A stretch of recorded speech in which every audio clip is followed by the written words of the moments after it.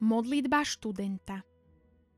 Dieťa Ježiš, večná a vtelená múdrosť, ty všetkým hojne udeľuješ svoje milosti a zvlášť študujúcej mládeži, ktorá sa ti odovzdáva. Zhliadni preto milostivo i na mňa, ktorý ťa vzývam, aby si ma ochraňoval v mojom štúdiu. Ty, Boží muž, si pánom poznania, prameňom múdrosti a pamäti. Príď na pomoc mojej slabosti. Osvieť moju myseľ a pomôž mi, aby som si ľahko osvojoval pravdy a poznatky. Posilni moju pamäť, aby si podržala, čo som sa naučil, a v ťažkostiach buď mojím svetlom a mojou posilou.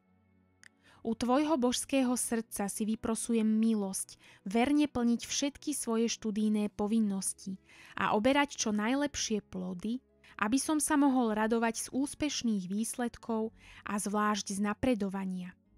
Sľubujem ti tiež preto, aby som získal zmienené milosti, že budem verný všetkým svojim kresťanským povinnostiam a že ťa budem stále viac milovať.